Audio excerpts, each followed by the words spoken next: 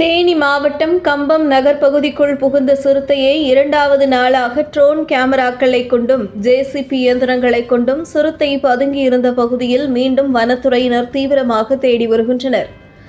தேனி மாவட்டம் கம்பம் கோம்பை ரோடு பகுதியில் நேற்று காலை சிறுத்தை ஒன்று நடமாட்டம் காணப்பட்டது.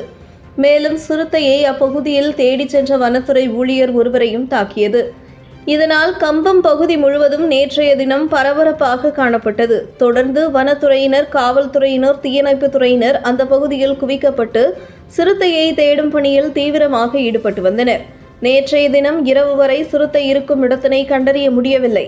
இரவு நேரம் காரணமாக ட்ரோன் கேமராக்களை மட்டும் வைத்து சிறுத்தை பதுங்கியிருந்த பகுதி முழுவதும் தீவிரமாக தேடி வந்தனர். இதனைத் தொடர்ந்து இன்று மீண்டும் காலை முதல் சிறுத்தையினை தேடும் பணியில் வனத்துறையினர் தீவிரமாக ஈடுபட்டு வருகின்றனர். ட்ரோன் கேமராக்கள் கொண்டு சிறுத்தை பதுங்கியிருந்ததாக கண்டறியப்பட்ட பகுதி முழுவதும் தீவிரமாக தேடி வருகின்றனர். மேலும் சிறுத்தை பதுங்கியிருந்த பகுதி முழுவதும் புதர் மண்டி கிடப்பதால் ஜேசிபி இயந்திரங்கள் கொண்டு அந்த பகுதியினை தற்போது சுத்தம் செய்யும் பணியில் வனத்துறையினர் ஈடுபட்டு வருகின்றனர்.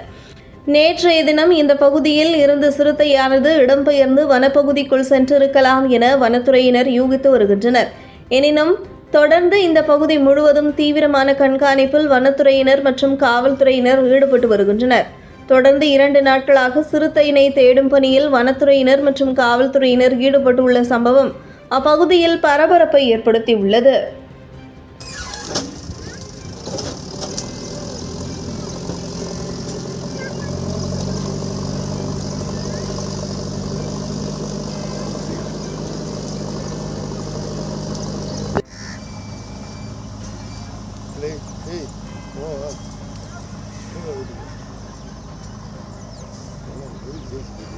உள்ளூர் தகவல்களை உடனுக்குடன் அறிந்து கொள்ள நமது டைகர் மீடியா சமூக வலைதளங்களை ஃபாலோ செய்யுங்கள்.